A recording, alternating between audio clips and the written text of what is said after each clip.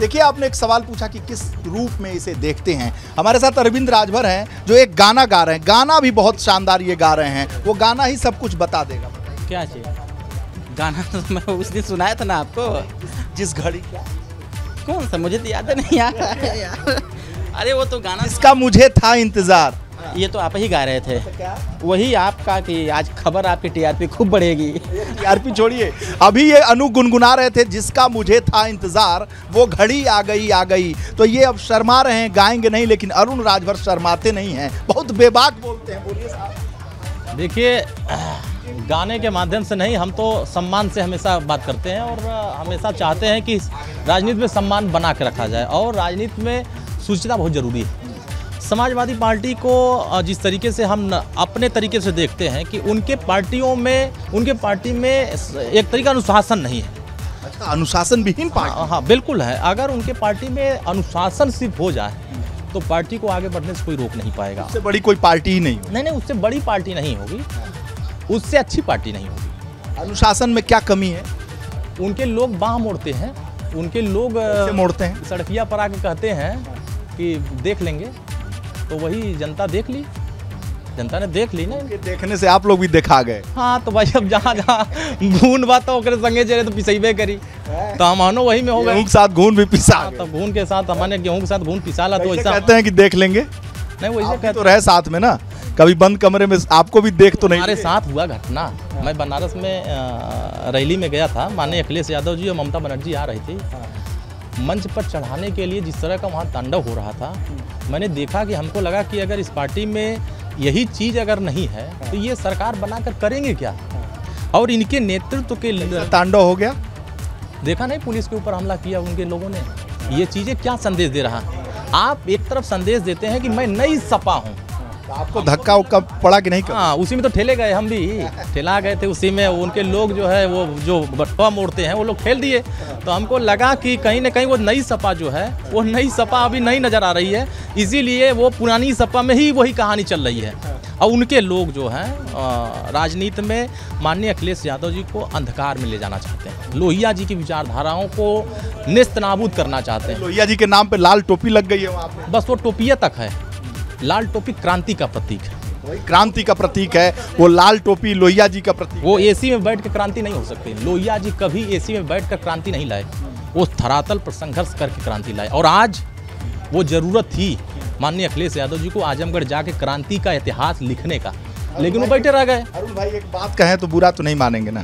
सच? हाँ, हम बुरा कहाँ मानते हैं, हम बुरा मनबा नहीं करते हैं। हमारी रिपोर्टिंग में बुरा तो नहीं मानेंगे ना? हाँ, बुरा नहीं मानेंगे। कुछ भी एसी की बात हो रही है तो एक बार एसी यहाँ भी दिखा दें। हाँ, दिखाइए। देखिए आपके चेहरे पे अगर एसी का असर होता तो यहाँ गर्मी नहीं होती। जरा दिखाओ भाई वहाँ का भी एसी।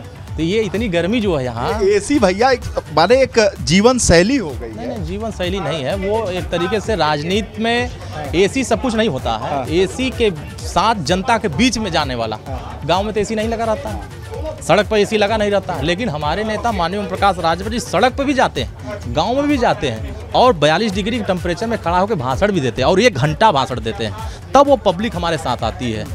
हम अगर यहीं बैठ के यहीं भाषण देंगे तो फिर वो भाषण वहाँ सुनने वाला तैयार नहीं होगा, क्योंकि उसका भी दर्द। एसी बड़ी मजेदार आपको लग रही थी, उस समय तो नहीं बोले। अगर रिजल्ट निकल गया 22 का, उस समय तो आप नहीं, तब तक नहीं बोले। हम तो हमेशा रिजल्ट में मंत्री बन गए होते तब तो ठीक। नहीं, देखिए, मंत्री का सवाल नहीं, हमारा मतलब था कि माननीय अखिलेश यादव जी को मुख्यमंत्री बनाए। स्वतः वह नहीं चाहे कि हम मुख्यमंत्री बने, और वो तो स्वतः ये स्वीकार कर लिए थे कि हमको मुख्यमंत्री नहीं बनना है। जिस व्यक्ति को यह मालूम ही नहीं हो कि हमको सरकार ही नहीं बनानी है, तो सहयोगी दलों को अपने साथ जोड़कर सिर्फ अंधकार में रखा, और अंधकार में रख करके प्रदेश के लोगों को साथ खेला हो गया। नहीं, खेला नहीं हुआ। हमारे साथ क्या खेला होगा? बंगाल में खेला होबे उनके साथ खेला हो गया। उनके 10 विधायक के साथ भी तो खेला हो गया, मंत्री बनने वाले थे, नहीं बने। उनके विधायक उनका साथ छोड़ दिए। राष्ट्रपति के चुनाव में आप देखिए वो थर्मामीटर लगा लें कि कौन ऐसे मंत्री विधायक थे जो साथ नहीं दिए। कहीं न कहीं ये स्पष्ट होता है कि समाजवादी पार्टी में आपसी सामंजस्य नहीं है, आपसी सहमति नहीं है, आपसी जो मेल मिलाप है वो नहीं। विधायकों लोग, पिताजी ने तो वो जिम्मेदारी ले रखी थी कि सबके बीच में समझौता करा देंगे, शिवपाल जी और अखिलेश जी में मेल मिलाप करा देंगे, अनुशासन भी ले आ देंगे, वहाँ डिसिप्लिन भी ले आ देंगे, सबको एक रास्ते पर भी ले आ देंगे। आपने इसी का सवाल पूछा था जब माननीय ओम प्रकाश राजभर जी इस चीज़ को सही करने का कोशिश कर रहे थे, तो आपने सवाल किया था माननीय अखिलेश यादव, उन्होंने जवाब क्या दिया? मुझे किसी की सलाह की जरूरत नहीं, मुझे किसी के सुझाव की जरूरत नहीं। यही सवाल पे उन्होंने कहा था राजनीति में किसी की सलाह और सुझाव की जरूरत नहीं होगी तो फिर राजनीति करने वाला व्यक्ति कभी नई चीज नहीं कर सकता। सही बताइए, अखिलेश जी ने उस प्रेस कॉन्फ्रेंस में हमें कहा था कि आप ही हो जो हमारे गठबंधन के लोगों को उलझा देते हो, तो मैं ही उलझाता हूँ। सवाल देखिए, आप करते हैं ऐसा कि जो सामने वाला होता है अगर वो फंस जाता है तो उलझ जाता है, अगर वो जवाब देता है तो उलझ नहीं सकता है। जो नेता है वो कभी उलझता ही नहीं है, जो नेता नहीं होता है उलझ जाता है, और इसीलिए वो इस तरह का बयान देने लगता है। माननीय ओम प्रकाश राजभर जी हमेशा से बेबाकी के बारे में जाने जाते हैं और बेबाकी से कहे। अगर माननीय अखिलेश यादव जी राष्ट्रपति उम्मीदवार के प्रेस कॉन्फ्रेंस में बुलाए होते तो यह सवाल अगर आप वहाँ हमसे करते तो उसी बेबाकी से हम वहाँ जवाब देते, लेकिन उन्होंने बुलाया नहीं। क्यों? क्योंकि माननीय ओम प्रकाश राजभर जी अति पिछड़े समाज के नेता हैं और वो निचले पायदान से संघर्ष करके यहाँ आए। तो अखिलेश जी और समाजवादी पार्टी नेताजी ये भी तो पिछड़े, दलित, वंचित, मजलूम की राजनीति करते हैं। देखिए, माननीय मुलायम सिंह जो राजनीति करते थे उस राजनीति में वो कामयाबी के साथ सबके राय लेकर चलते थे। आज उनके बड़े नेताओं के आप जाकर इंटरव्यू लीजिएगा और इंटरव्यू लेने के बाद बंद कमरे में चाय पर चर्चा करिएगा, न दर्द बयां कर दे तो फिर कहिएगा। दर्द हर जगह है, लेकिन अब तो माननीय ओम प्रकाश राजभर जी दर्द को बयां कर दिए तो दोषी हो गए, लेकिन अब वो उनके साथ रहने वाले अगर बयां करेंगे तो राजनीति उनकी खत्म हो जाएगी। इस नाते कोई बोलने को तैयार नहीं होगा। दर्द पे मलहम लगाने गए थे, वो मलहम खत्म हो गया क्या वहाँ पे लगा? देखिए, माननीय शिवपाल यादव जी एक बड़े नेता हैं, वो 4 बार सरकार बनाने में अनुभव बहुत ज़्यादा हासिल हुआ था और उन्होंने जो तो अनुभवी नेता है, बहुत अनुभवी है, उन्हीं का नतीजा है कि आप देखिए कि पश्चिम में जो उम्मीद थी इनके गठबंधन के साथी से और जिसको इन्होंने जोड़ा था वो ट्रांसफ़र नहीं करा पाए। जब मैनपुरी हो, चाहे एटा हो, कासगंज हो, बांदा हो, हमीरपुर हो, इटावा हो, देखिए वहाँ चुनाव हार गए। जहाँ मेनगढ़ हो, आप जहाँ संघर्ष करने वाले साथी को आप सलाह उनके साथ खड़ा होकर नहीं काम करेंगे तो रिजल्ट तो आपके पक्ष में आएगा नहीं। और हमारा गठबंधन आप देखिए पूर्वांचल में जिला का जिला हमने एकदम गठबंधन के पक्ष में खड़ा कर दिया। कहीं न कहीं यह ताकत हम अपने दम पर किए। इससे बढ़िया तो आप बसपा के साथ गए होते तो 22 में बहन जी की सरकार बन जाती है, ऐसा आप मान रहे हैं? परिस्थितियाँ वैसी नहीं थी। परिस्थितियाँ अगर वैसी होती, अगर बहन जी को सद्बुद्धि आई होती तो हो सकता है इससे अच्छा रिजल्ट बहन जी का आता। जैसा को सद्बुद्धि आई होती अगर आपसे गठबंधन कर ली, उस समय हम लोग प्रयास कर रहे थे कि अगर उनको सद्बुद्धि आई होती तो इससे बेहतर, अगर ये 125 जीते हैं तो हमको लगता है वो सरकार बनाने के करीब तक पहुंच जाती। बहन जी को सद्बुद्धि आ गई है आपके साथ आने वाली? अब देखिए, आ जाना चाहिए, आ जाना चाहिए। जो लेकिन जब राजनीति में व्यक्ति कमजोर होने लगता है तो बुद्धि अपने आप खुलने लगती है। बहन जी कमजोर हो गई हैं।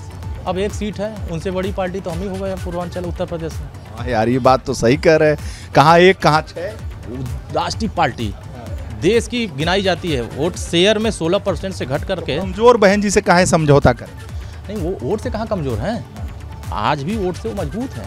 हमारा मतदाता, उनका मतदाता और मतदाता उनके साथ खड़े हो जाएंगे, लेकिन जो अति पिछड़ा मतदाता है, अति दलित मतदाता है, वो इस गठबंधन के साथ नहीं खड़ा होना चाहता है। हम इसका परिणाम 22 के प्रयोग से पता चला आपको कि अति पिछड़ा इस गठबंधन के साथ नहीं जाने वाला। क्या है ना कि देखिए, कई घटनाएं होती हैं। जैसे क्या होता है, किसी समाज पर अगर जुल्म होगा, जुल्म करने वाला अगर वही खड़ा होगा साथी जिसके साथ हम खड़े हैं, तो फिर वो न्याय कहाँ पाएगा?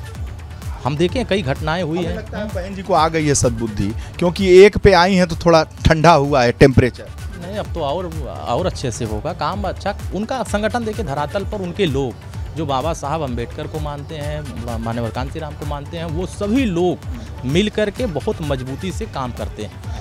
रणनीति नहीं बढ़िया बन पाती है तो रिजल्ट पक्ष में नहीं। तो बाबूजी अब जाएंगे तो रणनीति तो बना ही देंगे, क्योंकि रणनीति के तो मास्टर हैं भाई, धरती पर जमीन पर काम करते हैं, एसी से बाहर निकल कर काम करते हैं। रणनीति जब बनाएंगे, गाइड करेंगे बहन जी को, तो रास्ता तो फिर खटखट साइकिल तेज नहीं चल पाई, हाथी तो दौड़ जाए। तो दौड़ना तो चाहिए, सबको दौड़ना चाहिए। दौड़ फर्राटा भरते हुए दौड़। अरे चढ़ बैठी तोरे ऊपर लोड जावा, उतना टाइट भी आओ। हाँ, बहुत तेज है, आती इतना तेज है साइकिलियो पंचर हो जाएगी। हमारे ऊपर चढ़ा दे बका हाथिया के। अब सामने टकरा जावा तब तो लौटाई दे। हाँ हम तो किनारा कले हाथी भाई।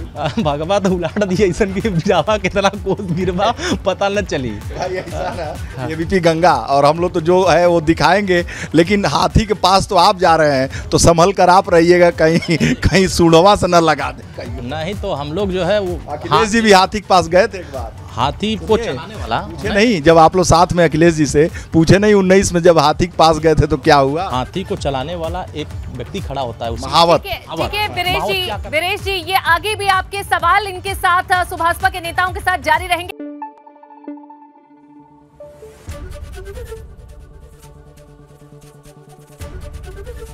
एबीपी गंगा, खबर आपकी, जुबान आपकी।